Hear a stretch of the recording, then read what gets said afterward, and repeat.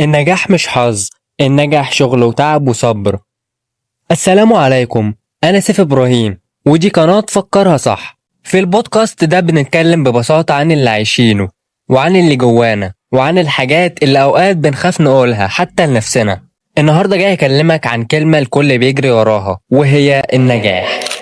بس مش النجاح اللي في الصور والفيديوهات، النجاح اللي بيتبني من جوه، من خوفك ومن ضعفك، من سكتك وانت بتقول أنا مش فاشل. فلو انت حاسس انك متأخر او الدنيا مش ماشية معاك، اسمعني، الكلام ده ليك انت. الفقرة الأولى معانا: النجاح مش لحظة، ده مشوار طويل، وهو طويل جدا جدا.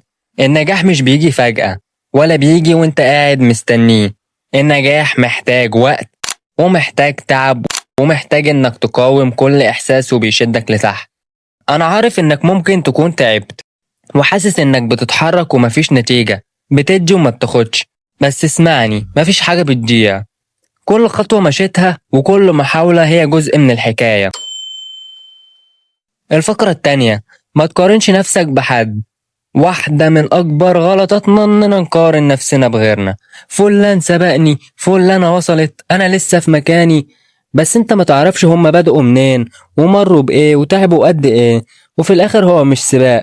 كل واحد ليه حكاية، وأنت ليك حكايتك. وربنا مش نسيك، بس بيجهزك. الفقرة التالتة: الناس ما بتشوفش إلا الصورة الأخيرة. إزاي؟ يعني الناس بتحب تشوفك لما تنجح، بس عمرهم ما بيشوفوك وانت بتتوجع، وانت بتقفل الباب على نفسك. محدش شافك وانت بتشتغل بالليل، وانت بتقع وبتقوم لوحدك. بس كل ده هو اللي بيبني لك النجاح الحقيقي. النجاح اللي جاي من جوه، مش اللي بيتصور. النجاح الحقيقي مش في الفلوس بس، ودي الفقرة الرابعة معانا. الفلوس مهمة جدا، وكلنا نفسنا نرتاح ونعيش كويس. بس النجاح الحقيقي هو إنك تحس إنك اتغيرت، واتعلمت، وكبرت من جوه. إنك بصيت لنفسك في المراية وقلت أنا مش زي امبارح، أنا أقوى، أنا فاهم أكتر. النجاح كمان مش رقم. النجاح هو إحساس بالرضا وإنك ما خذلتش نفسك. ما تنساش حد يشجعك. الفقرة الخامسة معانا: مفيش دايما ناس حواليك تقولك كمل، انت جامد، احنا وراك. اوقات هتبقى لوحدك، والمفروض انك تكمل وانت لوحدك. شجع نفسك بنفسك. وقف قصاد المراية وقول انا هنجح حتى لو لوحدي. وصدقني كلام الناس مش هيفيدوك بحاجة. ما تمشيش ورا كلام الناس. الفقرة السادسة: النجاح محتاج شغل كل يوم. عايز تنجح؟ اشتغل على نفسك كل يوم، حتى لو بحاجة بسيطة جدا.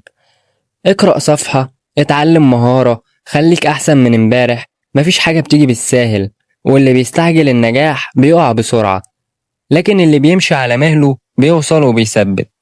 الفقرة السابعة معانا: الخوف مش عيب، بس الاستسلام غلط. كلنا بنخاف ما نعرفش، نفشل، نرفض، نتنسى. بس الخوف الطبيعي. اللي مش طبيعي انك تسمح له يوقفك. الناجحين مش مخافوش، دول خافوا وكملوا. افتكر دايما هدفك. اسأل نفسك دايما انا ليه بدأت؟ عايز توصل لإيه؟ دي مهمة جدا جدا. ولما تيجي اللحظة اللي تفكر فيها توقف، افتكر اليوم اللي حلمت فيه توصل. النجاح مش بيجي مرة واحدة، ده نقطة بنقطة، خطوة بخطوة. بس المهم إنك ما توقفش، استمر يا بطل. أنا مش جاي أقولك إن النجاح سهل، بس جاي أقولك إنه يستاهل، وجاي أقولك إنك تقدر حتى لو الطريق تقيل، حتى لو اتأخرت شوية، حتى لو الكل شك فيك وإنت تقدر. أنا سيف إبراهيم، ودي كانت حلقة جديدة من قناة فكرها صح. ولو الكلام ده لمس فيك حاجة، شاركه، ابعته لحد ممكن يكون محتاج يسمعه. وما تنساش، كل يوم بتمشي فيه خطوة انت كده بتكسب. سلام.